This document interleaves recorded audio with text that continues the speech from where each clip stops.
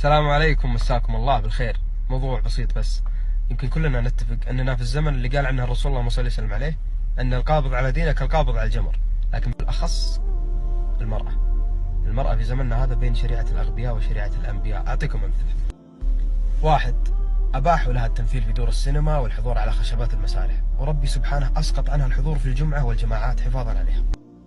اثنين، أباحوا لها الغناء، والله سبحانه مانعها من الأذان والجهر به والتأمين حفاظا عليها. ثلاثة، استغلوا صوتها في شركات الاتصالات وغيرها لاستقطاب الزباين، والله سبحانه وتعالى في الصلاة إذا أخطأ الإمام الرجال ايش يقولون؟ سبحان الله. المرأة تكتفي بالتصفيق بس ما تقول شيء حفاظا عليها. أربعة، جعلوها بطلة أولمبياد وماراثونات، والله سبحانه وتعالى أسقط عنها الجري بين العلمين في المسعى حفاظا على حيائها. نكتفي بكذا ولا؟ خمسة، طلعوها الرحلات الترفيهية بدون محرم عادي، والله سبحانه وتعالى مسقط عنها ركن من أركان الإسلام اللي هو الحج إذا ما كان في محرم.